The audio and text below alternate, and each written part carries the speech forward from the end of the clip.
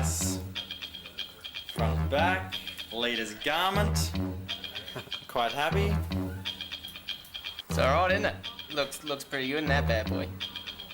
Excellent. I think the word you're looking for is... Look at that thing. Looks beautiful. Done. Beautiful. Now, only if you're ready for this. Welcome back to the ATB podcast, the original and still the best New Zealand mountain bike podcast. We've got a pretty special guest this week. I'm pretty excited to have him on.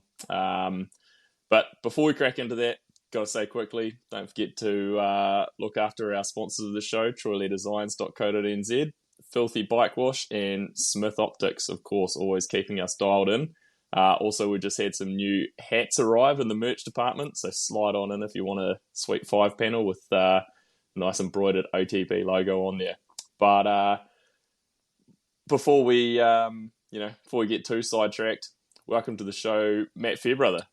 Thanks for having me. Yeah, long time fan of the podcast, and yeah, even longer time fan of UKV. It's I spent like only a few years ago. Yeah, like looked up to you then, and it's kind of cool to now be on here. Kind of funny. Now, what you've done over the last few years is pretty goddamn impressive. So I knew we had to get you on here. You've been on my list and my notes for a while. So stoked we can make it happen. Yeah, cheers for having me. No, it's all good. And of course, in the co-host seat, Red Dog. Welcome back, Red Dog. Thanks for having me, Kerry. You're I look up to you as well, mate. Ever since that 2008 win, it's just you've been idle. When we were having a little bit of technical difficulty before, Matt, we were talking about Carker Hill and Nelson, and Red Dog said, I wonder how old Matt was when I won there in 2008. So judging by your email, were you like 4? Yeah, 4 years old. Yeah. Holy shit. Didn't even know bikes existed. And ridiculous. Nah, I just date myself way too much. So let's move on from there. Matt's too young for this stuff. First question I have that I've got to start off with is, how many kilometres have you ridden this year? Have you got a rough idea of?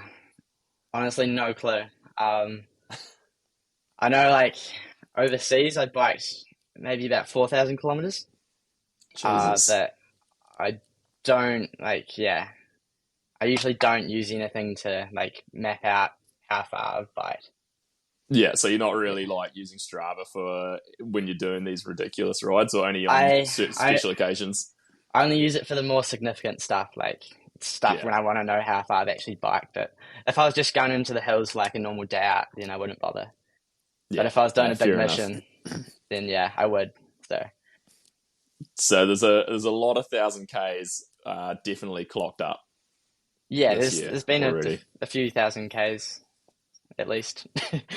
and pretty much all of those would have to have been on basically a full size enduro rig. That's pretty much all you're really riding, isn't it? You do. I mean, that's all I have. Yeah, high pivot bike. Yeah, big downhill tires most of the time.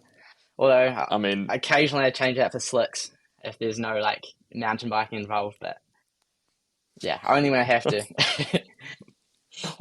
I don't even like riding the 3Ks to the hill from my house on big tires on my enduro bike. So I don't know how you do. I don't actually like pedaling. No one believes me, but I actually hate pedaling places. Yeah, but you keep doing it. Yeah. I don't know why. I mean, you're saying at the start, hey, you looked up to me, and I remember you from when you were pretty young, obviously just getting into things, and racing in Christchurch and the Gravity Canterbury series and that. So what age did the mountain bike thing kick off for you? I think maybe 14, 13, 14, I think. Yeah. Started to get into it. Spent 1 or 2 years more, I guess you'd say XC kind of stuff. Yeah. And then kind of got bored of that, ended up kind of going to the hill and just spent the whole day just sessioning stuff and ticking off jumps and all that. And then that turned into kind of the GC stuff, which was, the downhills, I think mainly back then. I think actually a couple nights before the first GC downhill I did, made a post on Facebook selling something, maybe a backplate or something, which you needed for one of the events. So I like was so excited to get that off you, and it like was custom. It had like custom stickers on it. I was like so stoked because it was like a famous person's thing. It was a neck brace. Yeah, maybe. Yeah. I forgot. Yeah, I forgot that you got that, but I remember that now. Yeah. Yeah, I was like so stoked because it was like, custom and yeah. Oh, that's awesome.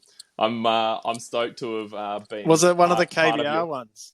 Yeah, it must have been because it must have had like some graphics on it or something. Yeah, it I was do like- vaguely remember that. It was like white, purple, and Yeah, blue. nice. I think I've still got it. Yeah. Oh, awesome! That's so good. Yeah. So I guess like from there, obviously, kind of like all the rest of us, mountain biking just kind of becomes your religion almost. Like you just get so deep into it. But so you did an Everest when you were 15, right? So it was like 20. Was that 2019, 2020? I don't know. That goes back a few years, doesn't it? Yeah. My head's not that good. Few K since then, but I think maybe what motivated that? Do you remember? Like, I honestly don't know. I'm just like, I just get an idea in my head and then I can't lose it. I'm so stubborn that when I say I'm going to do something, I'm going to do it. And I think it's also like, if maybe I mention an idea to someone and they're like, that's not possible, you can't do that, then I'm definitely going to do it. So I'm sure there was like a bit of that. I think that was maybe just as it started to like pick up in the cycling scene. yeah. And yeah, I'm not too sure why I thought I could do it or why I wanted to do it even, but I went and did it. It's probably a good thing that you forget this stuff, and that's probably how you keep actually going back and doing these ridiculously big rides because you just forget how horrible the last one was. Yeah, I think, totally. I think like when you get to a certain state, when you're like tired, I guess, basically, you kind of, it sucks in the moment, but a few days later you just forget it because you're tired and your body just didn't soak it up. Which is like the best part about it, I think. It's that type 2 kind of fun. Like, I mean, me and Red Dog did the Fokker 100 a few weeks ago, and that was exactly it. Like, when you're doing it and you're full of cramps and you're like, this sucks, this is the worst thing, and then you get an hour after you finish, you're like, oh yeah, I should come back and do this again. It's just like, you remember the good parts of it, and you forget the shit parts. Yeah, I guess like the highs are high and the lows are quite low. Yeah. But I think the highs like stick it out a lot longer than the lows, like afterwards anyway. Yeah, you forget the shitty stuff pretty quickly normally. Yeah, totally. So then I remember you went on to do like a massive one in Vic Park, like a year or two later. Like you did, it wasn't like, it was bigger than an Everest, right? You did something I went to 10,000 meters. Jesus. Yeah, which massive. isn't that much more, to be honest. Like, nah, couple thousand more, but it's like 1.2 thousand more. Who's counting? That's like a normal day out. Put it this Where were this you way, climbing? I'm not going to do an Everest for a start, so 10,000 is huge. So I went up Dyer's Pass and then kind of took a left and went past the dog park to the skid site and then up beside Sesame, which is super steep. That was like the most savage part of it. And then to the top car park. And then I went down, I think it was, Sesame, Shaz's, Pono's, and then to the bottom and kind of just looped back to Dyer's. So you were going all the way out, back down. Yeah, all the way out. Barnvale Ave and around. Yeah. That is, that's a pretty savage loop. Like that, I mean, that descent on a normal ride, you'd kind of be like, oh yeah, like you'd ride it, you wouldn't think much of it. But when you're, I don't know, like 20 hours deep into it, there's a lot of shit that can go wrong on it. Yeah, I guess, but like, I think it's, I mean, like, I guess, yeah, you guys would know that's like one of the kind of common, like most common ways you descend down. Yeah. I know it so well that yeah, I couldn't, unless I was doing something stupid, I don't know how I would fall off going down there. And in you're fact, pretty like, autopilot.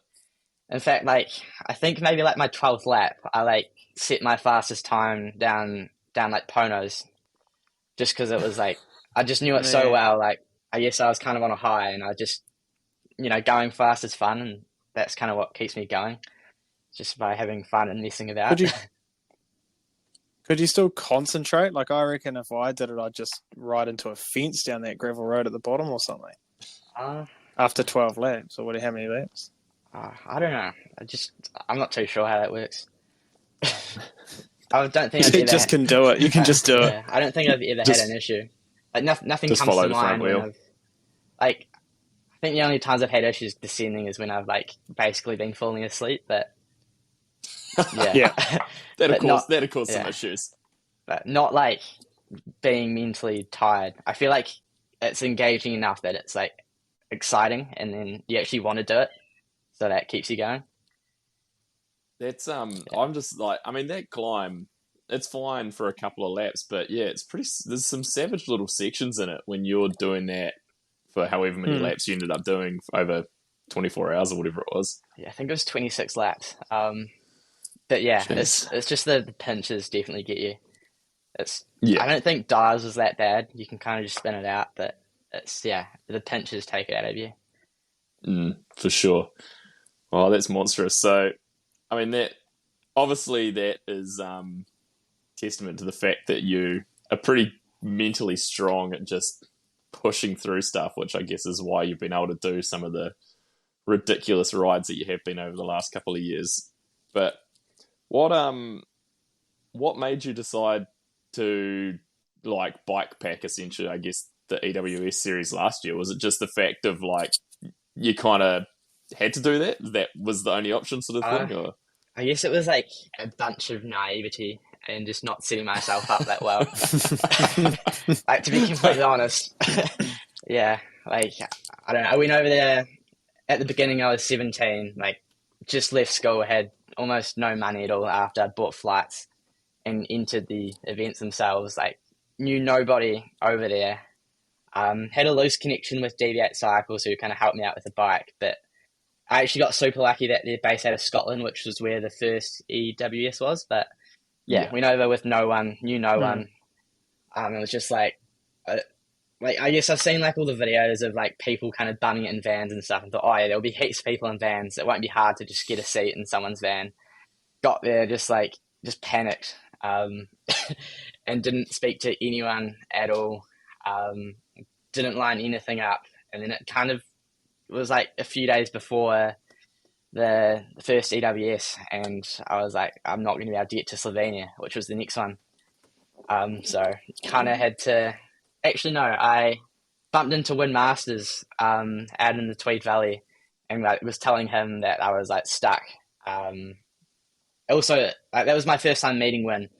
Kind of like, I don't know, almost like speechless because it's Win Masters. You know, like he's a big deal. Like, so he ended up suggesting that basically you should just bike there. Like, I thought he was joking, but. I don't know, and him being Win and me being like amazed that I was with Win, like I just said, oh yeah, it's a good idea, I'll bike there. Didn't know how far away Slovenia was, didn't know exactly what that meant, but I said yes, and I was signed up at that point. I wasn't gonna like not keep my word, so that is a loose program to be operating, to just decide a few days before on a whim from one of your heroes saying you should ride there. Yeah. It was a dumb idea, but I don't know. Most so of mine you had no plan to do this before you left New Zealand? No, I didn't have any bike packing bags. You hadn't thought about this before that. I'd never done an overnighter with a bike. Like was not set up at all. Like Baptism by fire. I had no idea. How far away Slovenia was, which it ended up being I think 1,800 kilometers away, which is it's actually quite far. Yeah. Yeah, it's not. That's a distance. Yeah. So, yeah. And how did that first trip go? Was that pretty eventful? Yeah. I mean, I ended up getting a mechanical in that EWS on the last stage. So, like, as soon as I finished, it was a huge panic. I also bought tickets to get on the boat because, of course, you have to jump the ocean, basically. So, I bought tickets, I think, for the second night after the EWS, which was maybe a Tuesday night. So I actually had to kind of gun it to the coast. So I had a mechanical immediately. So that was like huge panic because I needed to leave then and there. Ended up getting that sorted. left, and then that night I camped out just outside the border of England, next to what was a lake, which I didn't know was a lake at that time because it was dark. And I didn't end up setting up a tent because I was so tired, and just woke up covered in all these bites. The midges. The midges got me. So just covered in welts. So that was awful. And then made it to the boat in good time actually. But I got there and then gave over my passport, and they just said you can't board. You've got to be 18 to board the vessel. And I was like, what? I was like, I've got to board. And then they said that I could speak to their manager if I had an issue with it. So I said, I want to speak to your manager. Which for me was a bold move, actually. Usually I'd just be timid and just back off. But the manager came over and said, you've got to get your mum and dad to send us permission. And I was like, how does that work? And they said, get them to send a photocopy of their passport and an email saying you could board the vessel, and then you can go. But the issue was, I think it was like maybe 4 p.m. UK time and 2 a.m. in New Zealand, so they were fast asleep. The other issue was I had no data.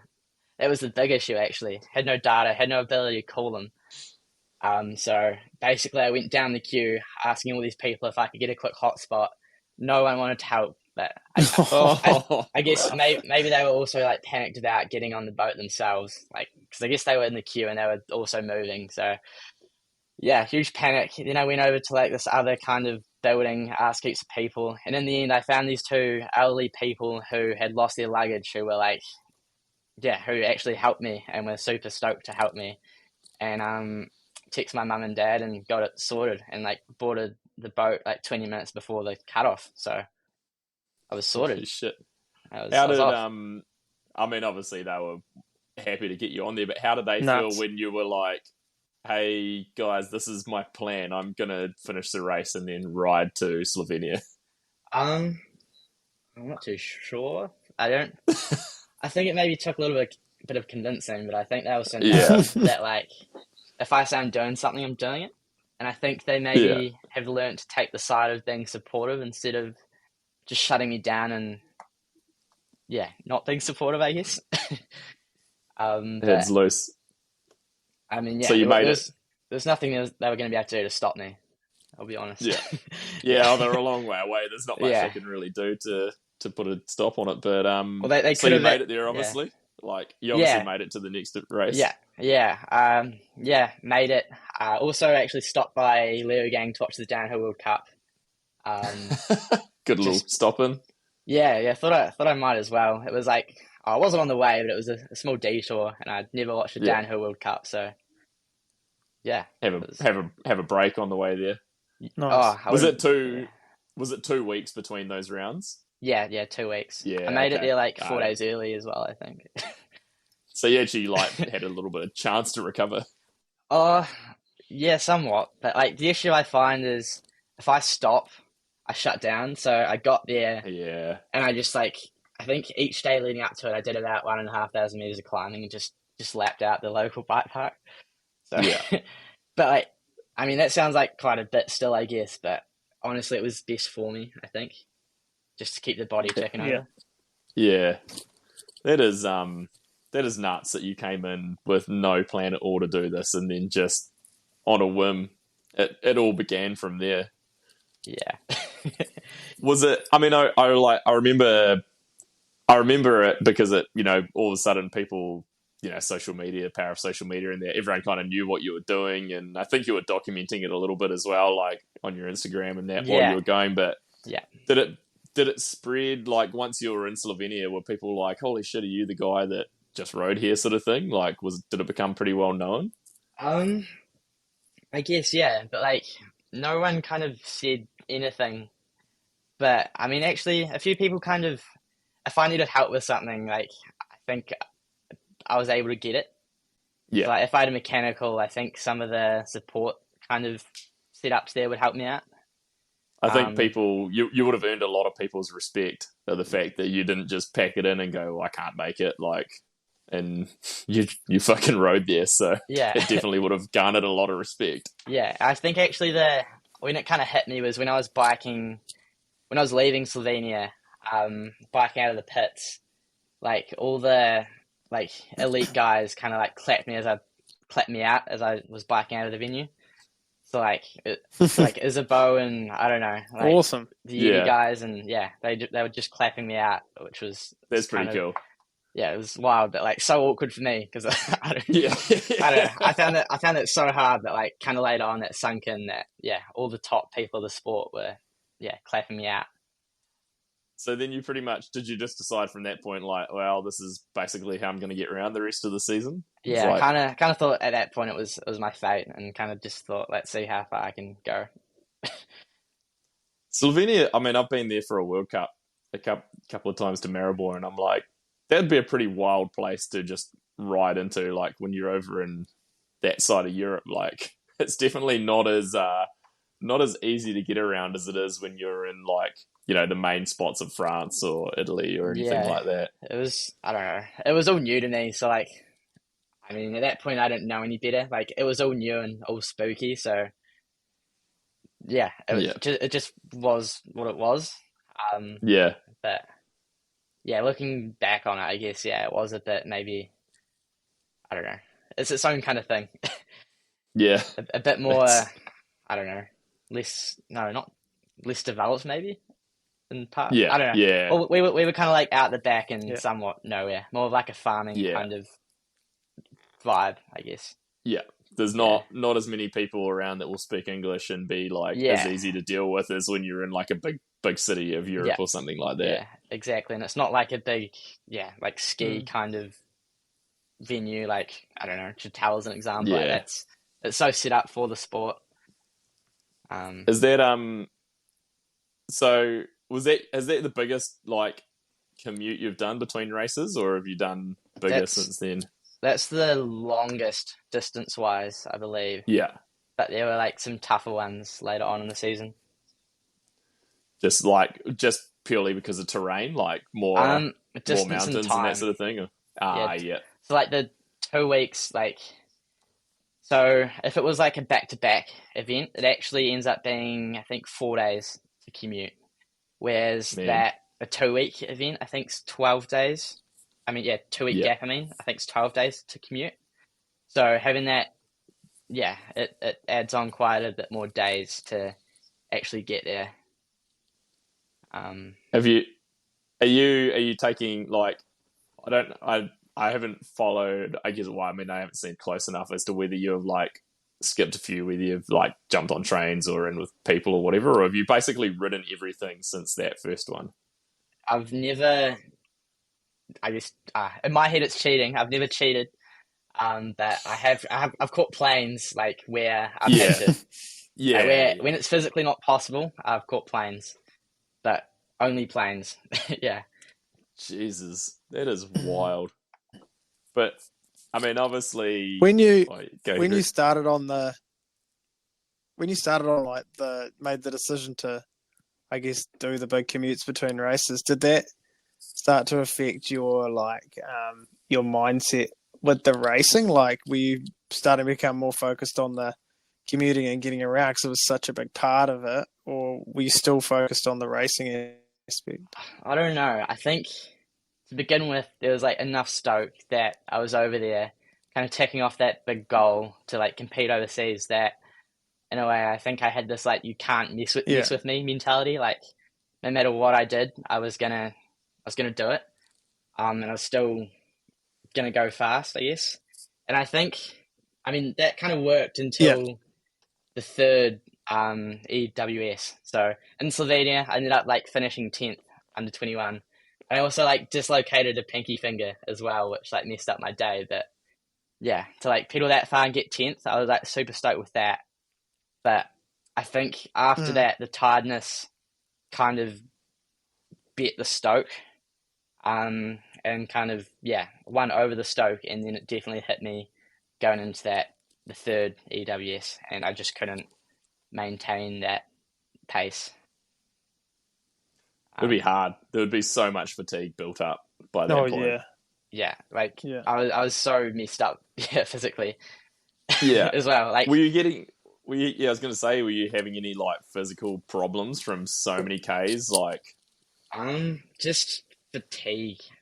I actually, yeah, I got tendonitis in my Achilles biking to ooh, Slovenia, but once you get going, I forgot about that. So I don't think that bothered me much, like when I was competing, but I mean, it definitely Mm. hurt.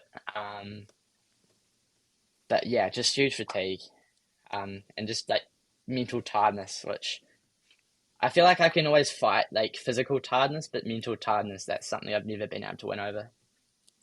no, you're pretty broken by that point when you're like mentally fatigued. Yeah, But yeah, you're gone. I mean, it, what's been like? Have you had any like really dicey, scary moments? You know, like middle of the night somewhere, or just like some crazy shit going on, or encounters with Um, animals, or I had an encounter. Oh, there's a good couple of animal ones actually, and I actually had a thing with birds last year. Like each like block there was like a bird incident. The first block biking to Slovenia. I just gotten off the boat. Actually, yeah, this is kind of a long one, but on the boat over to the Netherlands, I got an all-you-can-eat buffet. Stuffed my face full of food just because I knew what I was going to be doing. Like, ate as much as I possibly could. Went yeah. to bed because it was an overnighter, and then just got super seasick. Like vomited, Oh no. like yeah, all I had in my guts, like it was all gone. And then the next day, biked 18 hours. And I guess I just like when I started biking, I was just eating gas station food, so just junk food. Like, and I guess I kind of vomited out all the good food that I had just eaten. Um, and that mixed with like tiredness, I just Oh, began to hallucinate. Um, and I was hallucinating. I've hallucinated before because of tiredness. So it was like actually okay. But then I got hit in the face by a bird and didn't think anything of it. I thought it was another layer of the hallucinations, and like, it did actually hurt, but there was a lot of other things hurting, so just kind of forgot about it. Um, Went to sleep in this kind of like farmer's hut, like honesty system, just like a shack I Yeah. found. Woke up the next morning, was kind of just looking at my phone, and I was like looking at my photos, and I saw this like photo of my face just covered in blood. Um, and yeah, I kind of clicked at that point that I did get hit in the face by a bird. But like, if I didn't have that photo, I honestly would have forgot oh about the no whole way. thing. Um, yeah, I That's still got the amazing. photo, and yeah, Oh, can yeah, you send it to us so we can put it on? We should put it yeah, on the Instagram. We put a post up about this because that'll be a great one to have on there. yeah, sweet. That And then is wild. the second bird incident was in the USA. I was biking to, I think it was Maine. The third EWS of that block. Yeah. And biking along the highway, and there were some workers that just painted some white lines. And I don't know if I missed the sign or even if there was a sign, but I biked all over their white lines and was getting paint all over the place. Then past the workers, one of them got mad, jumped in their ute, and like chased after me basically, pushed me off the highway. I ended up kind of going into this like I guess park with ponds and stuff, and then bush bashed to escape this guy, and Holy then shit. ended up No way. bumping into like a Canadian goose, and it just went at me like full on fist fight with this goose. I actually yeah like it actually messed me up quite good. Like we were in a full on fight, and then just had to bail and then go back out onto the highway. The guy had gone, but yeah, still So, wasn't a good time. so, The so it's geese either there gnarly. Yeah. take on angry goose or angry guy in the Yeah, truck. yeah. Either way, I lost. The goose definitely won. I was like, at one point, I was on my back, just like kicking it, You just wouldn't want to mess with a yeah, goose, eh? nah. Like I was just on my back, like both my legs just going back and forth, like I was biking basically, just to keep it off. And then yeah, it was Oh my god. I was like expecting it more to be like, you'd encountered, I don't know, like deer or bears or something like that, but I wasn't expecting a goose. So there was a that's bear pretty good. encounter actually, like actually, well, it was just before that actually. Maybe the week before that. Um, well, the week before that actually, I was in Whistler and was asking people about like what animals are on the east coast of the USA. Like nothing, nothing. It's super chill. You don't need to be scared of anything. So that's what I believed, and I got over there first night. I didn't hide my food, so I just slept with it next to me, and then I woke up like early in the morning to like the sound of just like I don't know, my food getting eaten basically, and I like was Oh no. in a bivvy, so poked my head out, and then there was just a bear just munching away at my food, and yeah, I just like shouted at it out of fear actually. I don't think I shouted at it. I think I was just scared and just just let out a bit of a squeal. And yeah, I scared it off anyway, and that was it. But after Jesus. that, I just packed up and went. Yeah, get out of there. There was no sleeping after that. Like I feel like Canadians are quite chill about bears, but yeah, I guess being in New Zealand, we got nothing like that, so I was mortified. Oh, I mean, you could ride around New Zealand and nothing, Yeah. nothing's going to hurt you pretty Yeah. much. You're pretty safe here. Yeah, yeah, that was. That is wild. You've lived a few lifetimes already, I reckon, in the last couple of years with all this stuff. So it's pretty. I'm sure there's like all sorts of wild stuff you've already forgotten too. That's happened. Yeah. I like Red Dog kind of touched on a little bit earlier, but like, how are you finding the balance between bikepacking and racing? Like, I guess now, like this season, I would almost say from looking from the outside is that I don't really like the term content creator, but you've done a lot of other stuff outside of like the racing side, but obviously you still love the racing side. So is it kind of just trying to find a balance between all of it now and how to make it all work? Yeah, totally. So, yeah, like my number one goal is to go quick and be fast and I guess ultimately place well. But I guess doing what I did last year gave me opportunities. And essentially, like I've been able to bike full time now. So I Yeah. was able to pull enough sponsorship together. I didn't need to work over the summer. Nice. And I guess that comes with commitments, of course. So yeah, like I guess I'm not fast enough to like get podiums. So I need to make exposure with other ways. So I've done a few like I guess missions, which I've made some videos of this year. I even vlogged a couple of the commutes. And yeah, I've definitely had to kind of work on the social media side of things a bit more, which I mean, honestly, at times it can feel a bit fake, but I guess that's kind of it's a job in a sense, and I've kind of got to show what I'm doing. And I mean, yeah, it's worked, but yeah, big learning curve. I think you hit the nail on the head though, like when you said, like I'm not fast enough to, just be like racing full time. It's like there's not many guys who are actually making, or even girls that are making that much money that they are doing that. Like it's pretty slim at that end. So like bringing something else to the plate is, it's a way that you can actually make it all work. Like it kind of in a like crossing paths kind of way. That's a lot of what Win has done over the last few years too. Like he's obviously still really fast and gets some good results, but his like social media presence has been such a big factor for him. And yeah, it's like you've got to kind of play that game and make it work.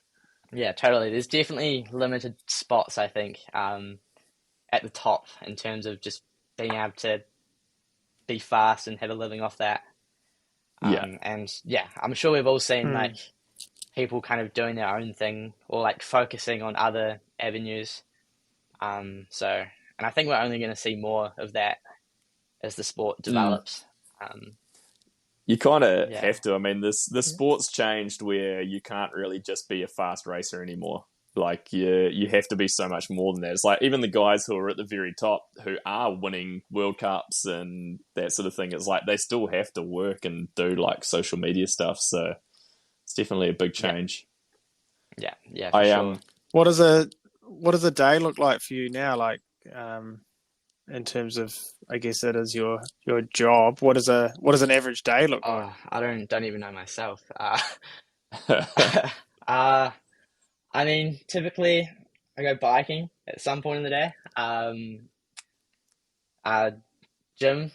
Um, Also like this time of year, actually, I'm actually putting a lot of time into kind of planning for next year, kind of negotiating with sponsors, like planning with sponsors. So I guess that's quite a bit of what I'm doing at the moment. And then I guess over the next few months, it kind of works more into just getting completely focused into getting faster or working towards those goals with sponsors. But yeah, I don't know. I couldn't tell you what I'm doing in the morning or next week or anything. Yeah, not too Are you sure. still I'm quite with loose. Are you still with Deviate next year? Yeah, still with Deviate. Oh, So nice. yeah, they've been super good to me. Yeah, Yeah, I just watched just tonight. I watched the Tour de Mont Blanc video. yeah, I'd been cool. meaning to watch it for ages, and I was like, right, I need to watch this before we talk to you. And yeah, just watching the guy, the owner at the start, is like you can see they're pretty stoked on what you're doing and that sort of thing. So that's cool to have someone like that behind you that's actually Yeah, really genuinely into what you're doing. yeah, they're super good to me. And that guy you talking about, Ben Jones, he actually, when I first decided I was bikepacking, there was a huge panic with bikepacking bags. And I ordered some that didn't end up coming in time actually because it was the Jubilee weekend.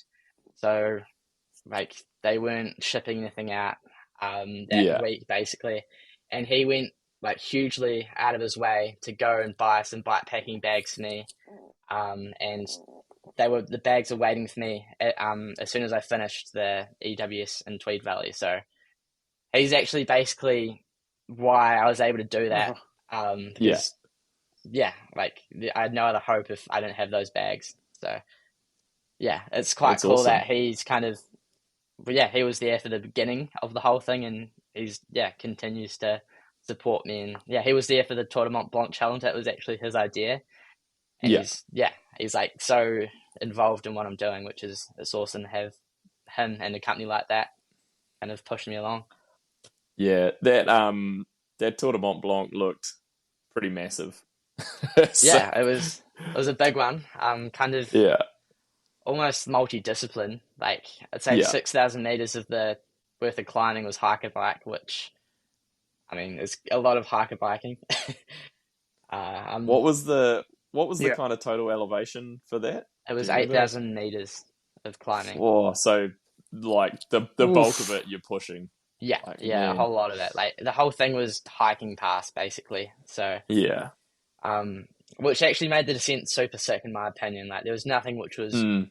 man-made, like no digger built stuff, and it was just yeah, like Some of seven. some of Yeah, the bits and pieces from it looked pretty gnarly. Like some of the descending, the sections I was watching, like some of the footage that's on there, and I was watching you come into it, and I'm like, GoPro footage is always hard because it makes everything look like a footpath compared to what it actually is. And I'm like, man, if Matt's actually like stopping or like riding it, kind of picking his way through it, I'm like, this is some pretty gnarly shit that he's yeah, actually riding down.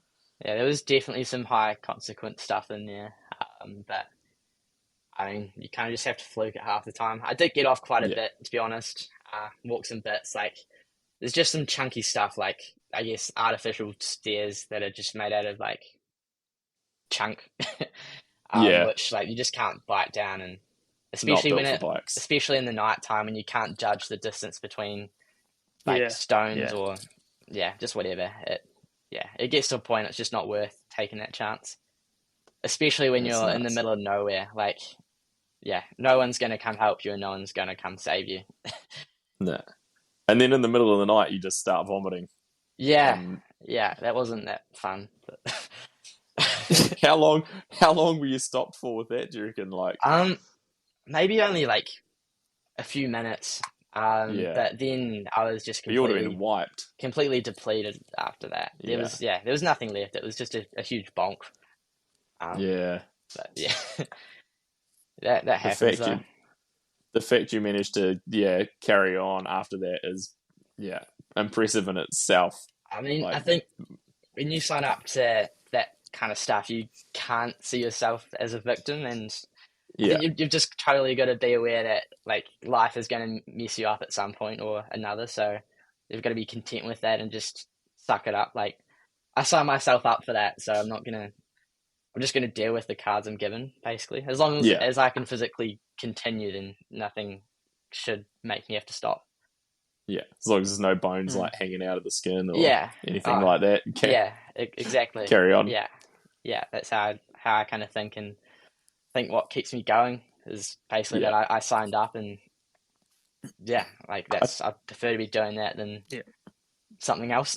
I think I feel maybe. like that's almost seems to be your whole kind of mentality with life, judging by what you've done from just deciding like, hey, I'm just going to ride to this race because there's no other way to get there. Like, yeah, a lot of people would have just backed out at that point and called it quits, but you just keep on charging. Yeah. Yeah. I guess so. It's very, very impressive. What's been the worst like commute you've done? Has there been one that's just been like absolutely dismal, pouring with rain, or I think there's like kind of one standout, which yeah, there was like it was the hardest one on paper last year, which was the Switzerland EWS to, well, it was Ludenville. So yeah, um, it was just a little bit under 1,000 kilometers, I think, and I had a few days to get there. And basically, I needed to leave like as soon as I finished the EWS in Switzerland, like leave within the hour basically, and then Jesus, there was going to that be is a like tight Oh, turnaround. man. there was going to be no stopping basically. So I finished the EWS, left within I think 30 minutes it was. So I was quite stoked with that. And the plan was to bike all night. The only issue was I didn't actually look at the weather. And the weather was actually fine. It wasn't wet, but it was just cold. So that night it was getting to -2. And Oh fuck! I mean, like I Oh, barely man. had any bike packing gear, let alone like cold weather gear. Didn't even own a jacket actually. Like, well, I did, but I don't know. That didn't end up working as an actual jacket. But I didn't have enough clothes anyway. And yeah, I was just cold. Couldn't feel my hands. Couldn't feel my feet. I just couldn't. It got to the point where it was going to be too cold to sleep. Turned into an ice cube, but it was also too cold to keep moving forward. So I was just kind of blocked in this kind of, I don't know, no man's land, I guess you could say. I needed to find a solution. So I was thinking, and I thought, oh, I've got a sleeping bag. So I cut holes in it and wore it, like cut arm and leg holes in it and wore it as a jacket. And honestly, it worked so good. And kind of as I got warmer, as the night continued, it got thinner and thinner as I kind of just left like fluff all over the place. Yeah, Which worked out Oh, no. perfectly for me because it was getting cold, like the sleeping bag was getting colder as I got warmer. But I mean, it wasn't good because I made a mess. I guess I littered, but I mean, honestly, I wasn't thinking of that at that point. I wasn't in no. that mental state. But yeah, that worked amazing. And then so after the EWS, I think I biked for 20 hours non-stop, had 4 hours sleep, biked another 20 hours non-stop, had another 4 hours sleep, and then had another 12 hours. And then I made it to Ludenville 5 minutes after the sign in shut. But they still let me sign in, but like that's how tight the margins were. Far out. You're like, look, here's what Wow. I've just done for the last 3 days to get Yeah. here. Don't cut me off by 5 minutes. Yeah, no, they were fine, but yeah, that was That's like how insane. tight I was cutting it at that point. And that's wild, yeah. And like that's leaving 30 minutes after you already just finished racing in EWS. Yeah, so after that like practice and racing and that first session was like I think I was awake for 38 hours. Like just completed an EWS. I think I biked. I think it was 430 kilometers before sleeping. Yeah, so 430 plus an EWS. That was the biggest, I guess, day. Well, that was more than a day last year. So yeah, that was a savage one. that is huge. That is absolutely huge. going to the complete opposite end of the spectrum. I see you've got a downhill bike now. So Yeah. we're gonna see you doing some downhill races.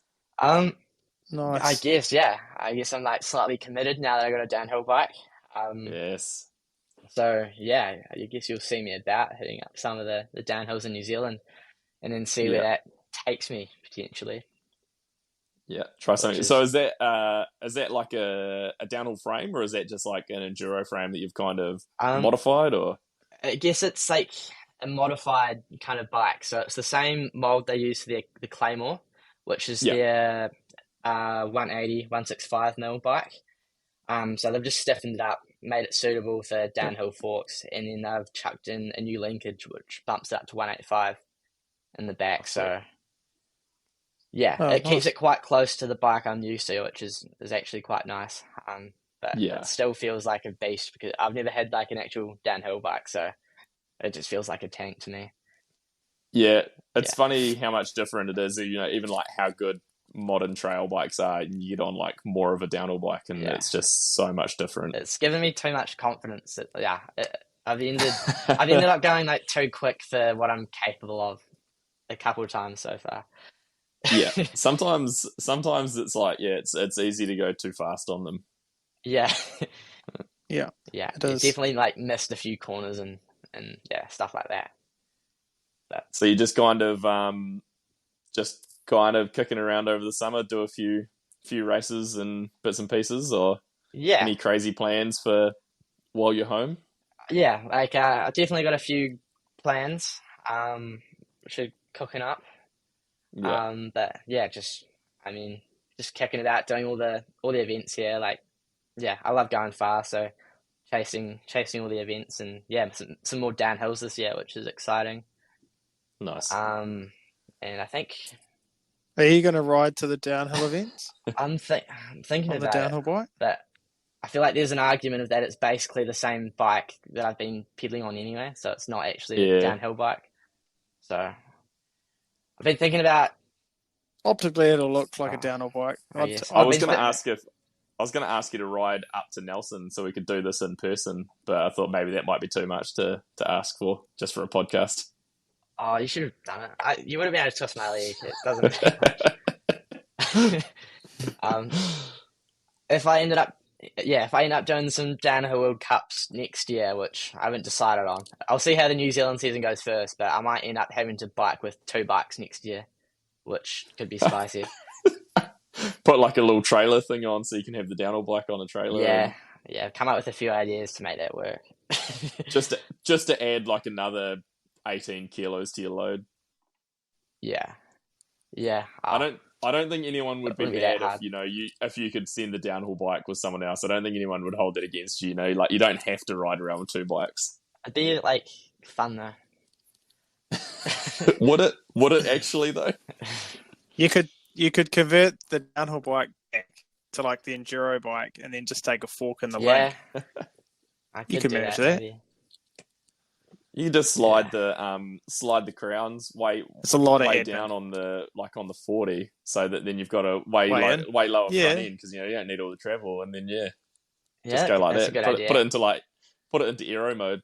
I think the issue is the gears. It's it'd be hard to bike 7 up hills. speed. I feel like if I had 2 bikes, though, I'd be walking up the hill anyway. So I don't think you can win in that situation. Well, I was going to ask what's in store for 2024, but it sounds like kind of anything could be in store at this point. Yeah, there's nothing locked in. The next EDR season next year is actually looking a bit impossible to pedal between. I think it starts in Finale, then goes to Poland, which is back-to-back weekends. That's, I think, 1.8 thousand kilometers to bike. Yeah, it's a long way. In 4 days, which is quite a bit. And then the week after that, it's in Leogang, which I think is 1.4 thousand kilometers. So they might have stumped you there. That's a lot. Yeah, they've done me one over, unfortunately. Maybe just skip Poland and go straight to Leogang. Just go hang out and do some bike park laps. Maybe, but like at the same time, that being like somewhat impossible is exactly what makes me want to do it. I was literally just thinking, I was like, judging by what you've told us, you were sitting here going, I reckon I can make this work. It's like 450 odd kilometer a day. Yeah, not that bad. Yeah, that's pretty bad. I don't know, I don't know how you are selling this to yourself, but that's pretty big. I feel like I Yeah, don't know. it's Usually I massive. don't think about these things. I just sign myself up and deal with the consequences later. But this one has sat on my mind for quite a while. There's definitely Uh, a tight time frame for some big commutes. yeah, there's some big hills there too. Like the distance actually isn't what I'm concerned about. It's the hills. It's like yeah, it's those passes that sap all the time and energy out of yeah. you. Oh, totally. Especially with the weight I've got. It takes me a while to get up hills. It's definitely a winch. I mean, I can't fathom any of it. So like the fact that you're even considering that, I'm like, yeah, maybe I'd do no, I wouldn't even say maybe I'd do a 450k ride because I don't want to do a 450k ride. Like, I ain't got time for that. Yeah, It's far too big. it Wouldn't is even quite want to do it big. on my road bike. It wouldn't be fun though. I think Did you if say you it will be or it won't be? it wouldn't be. I think if you're doing something like Yeah, that, you've got to make it fun. yeah. Yeah, Somehow you'd have to find a way. yeah. Like you'd have to do it on a mountain bike. I think. It's nuts. It's all. It's yeah. I mean, at least there is some good scenery over there though. At least it's not all just boring. Yeah, I think that's a big thing I find hard actually is being able to enjoy that and soak it up. I'm Yeah. never in a state where I'm like, oh, those mountains look awesome. It's yeah, You're just like, fuck, I have to ride over those soon. yeah. It's more like, oh, yeah, there's a mountain. Like I'm not, I'm not stoked. I like wish that was not there. Yeah, You must be running like a power bank or something to keep like your devices alive, right? To be able to know where you're going. yeah. I've got like I think two 20,000 amp. Is it amps? I don't know. Power I banks. don't know. Yeah. Red Dog's the So electrician. so yeah they last me Nah. about a week. The two of those. And That's nuts. I always have like headphones in my ear, and I have like a GPS app going, like yeah, all the time when I'm biking, and it tells me like turn left in 50 Yeah. meters. So What Oh, yeah. I what don't. app are Yeah. you using? I use Komoot, so Oh super yeah. good in the Yeah.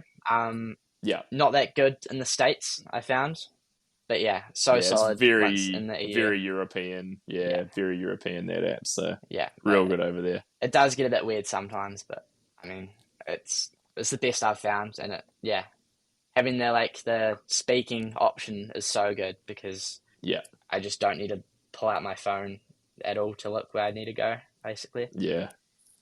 Yeah, what's your like go to? Are you a music guy or are you just like some crazy Spotify rotation that's got like 10,000 songs on it or I quite often listen to white noise actually. Uh, Oh wow, that Yeah. is insane. but when I get sick, like that just zones me out. But when I get sick of that, I just listen to whatever playlist comes up.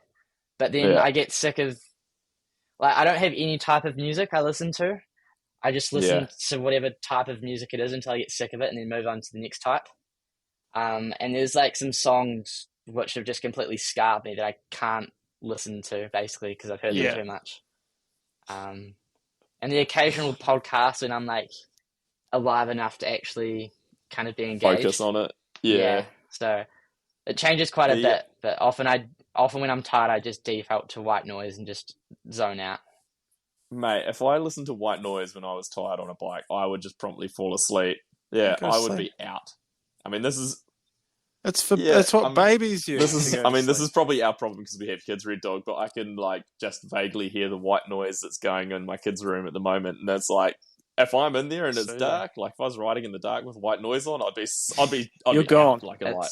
That's good. Like if I need something more intense, sometimes I listen to like TV static as well.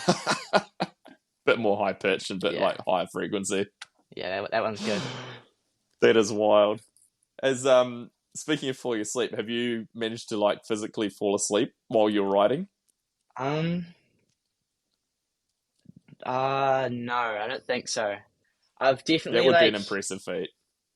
I've definitely fallen asleep like for a millisecond, like doze off and then just like jolt myself back awake, still on the bike. But I've never like You haven't ended up in a fallen ditch or asleep anything and like ended that. up. Nah, don't think so. Not yet.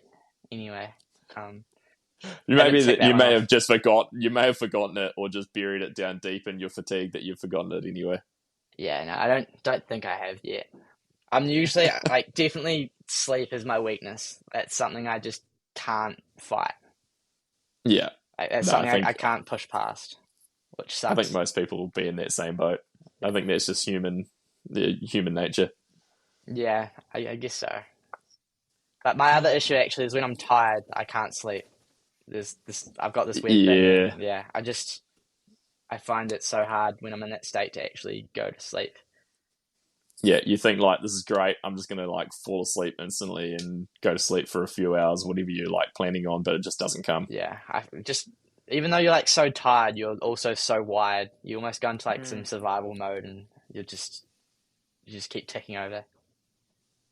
Actually, have you considered doing any of those like like the Joe Nation path, doing any of the like ultra marathons or anything? Whatever are they ultra marathon? I don't know what you Like call them. the bikepacking. The bikepacking event. kind of things. So actually, at the start of the year, I kind of dabbled in one called the HT 550, which is in Scotland. So I remember seeing some footage from you Yep. doing that. yeah, so it's 550 miles, which is a bit under 1,000 kilometers in Scottish Highlands. It's basically all bog.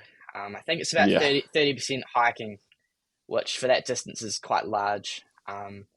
And just because I'd fit it in with the season, I did it just at the end of winter, which in Extra boggy. hindsight didn't give enough time for the bogs to clear. And I kind of went in with the all or nothing mindset. Like I was like, I'm gonna get the quickest time, or I'm just gonna blow up, and that's that. So I was going good until I wasn't. I think I was like 60 hours in, and at that point I'd had 4 hours of sleep. And I got caught between these two passes, and the storm came in. Like the wind was so bad that I just genuinely couldn't move forward with the limited energy I had. And I was just like fighting so hard to move forward, but I couldn't. So I was just kind of stuck. So I ended up having to kind of bail and go to this hut to just survive the night. And at that point I was like full survival mode. Instinctively I had like all the gels I had, which is 12 gels I had in one go, just to like just to get my like stomach warm. Basically I was just like shaking nonstop. Couldn't stop myself. Like I was coughing up blood. Like I was covered in blood. Oh my it was disgusting. Oh man. All my clothes were wet, and I just wasn't in a good situation. And ended up surviving the night. The film team I had there, which weren't actually in the mountains, they were just kind of waiting in civilization for me to get out to the points they could access. Ended up calling like the mountain kind of safety team and stuff. So almost got a helicopter out of there, but ended up just walking out of there in the morning, which is a shame. I wish I got that. And actually the worst thing which came out of that was I tore both the bursas on my heel. It's like the fluid sac which keeps your heel moving smoothly. I tore that, and that ended up coming super swollen, inflamed, and now I'm left with these like weird points on my heels, which means I can't wear shoes comfortably or can't walk comfortably at all. So that actually affected my season quite a bit, which is something I haven't spoken about that much, but I don't know. It sounds kind of pathetic for me. Oh no, that's like Yeah.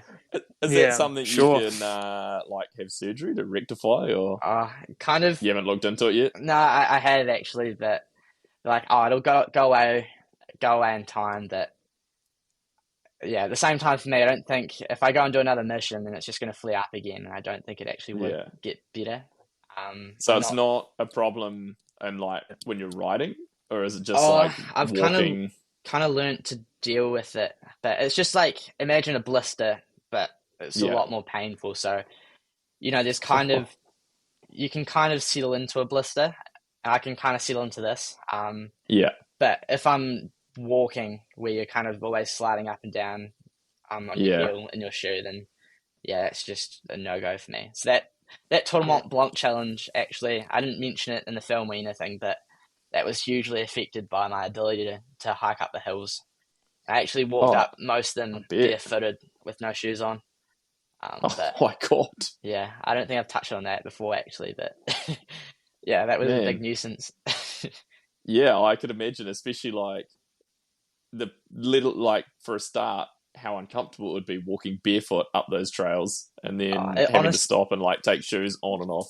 I honestly did not mind it because it was so much better than walking Yeah, Yeah. with my heels sore. That it felt amazing.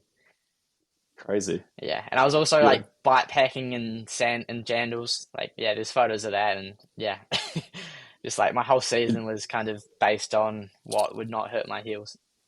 did you get some of those sweet Shimano like SPD sandals to run?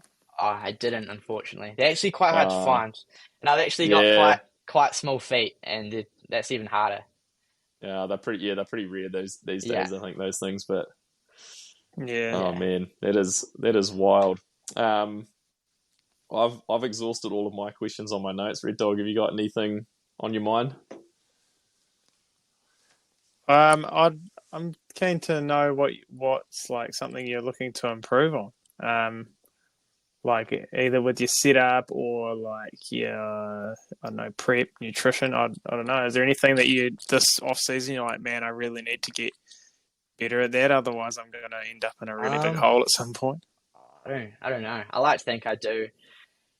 I'm always doing the things like yeah, doing these challenges with the best knowledge that I have, like to the best of my ability. And I don't think there's ever been like a moment where I've gotten myself into a big hole because I wasn't quite there. Oh, actually, it's a lie. That Scotland challenge definitely got me.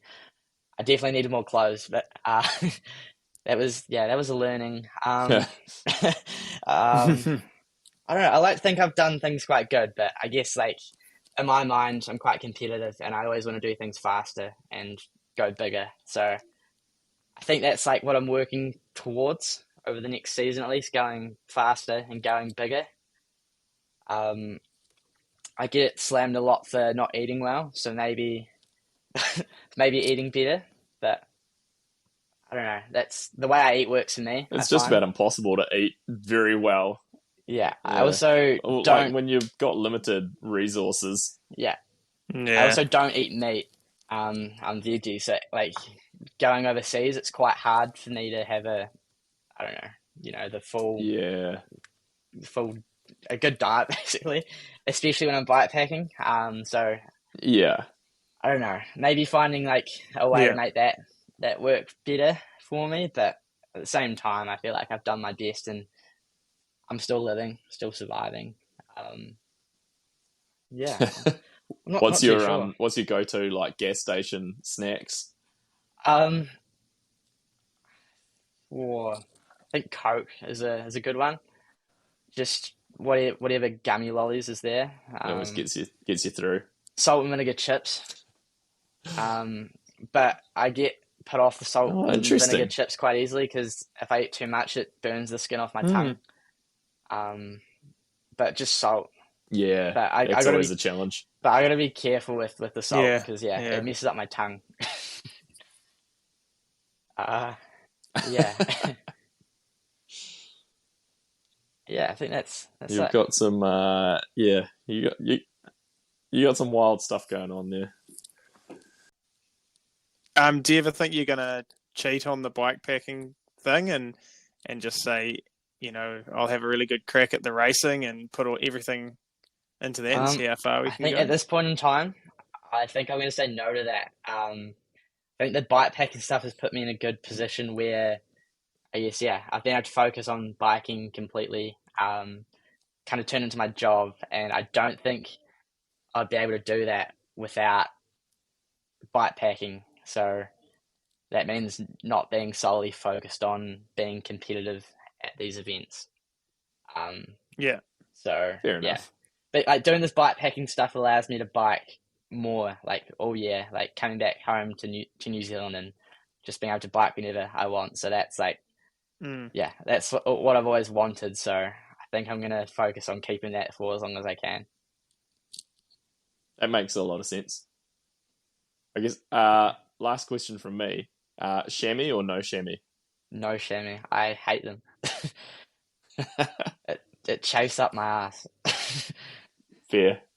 Yeah, which is like the opposite of what most people think. I don't know. Yeah. It doesn't work for me anyway. I mean, you wouldn't want to be in one for 20 hours at a time either. Yeah, I think the big issue too is hygiene. Like with my setup, I definitely wouldn't be able to keep on. Well, my hygiene would be a lot worse anyway.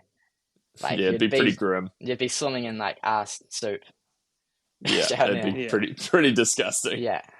Like when I'm bikepacking, like my hygiene isn't amazing just because of the limited things I can do about it. But yeah, adding a chamois into the mix, I think, would just make things worse.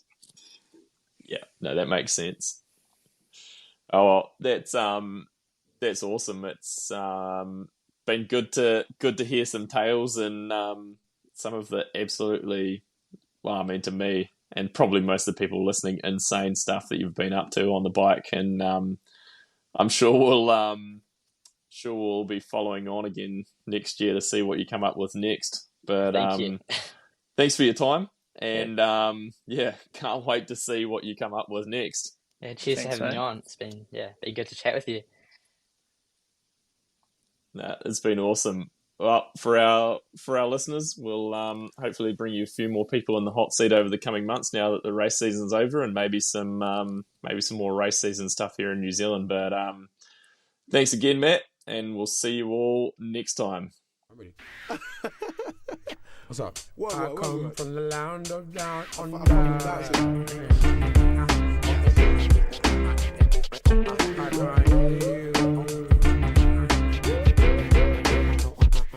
I can't hear you.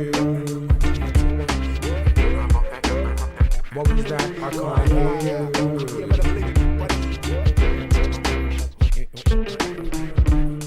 I let it be like John Lennon, the anti-serum that you don't get for poisonous venom. Read the label carefully, I'm only here for the show. I love hip-hop too much to let you feed my ego. In the key of F-U-C-K, Y-O-U. I mean, why do I owe you if you're not helping me through? I mean, why do I owe you if you're obstructing my view? Success is not my castle, just a house that's brand new. You see, I irrigate the culture, give it shape like a sculpture. Still complicated, drop like I'm supposed to. B-L-I-T-Z like my DJ.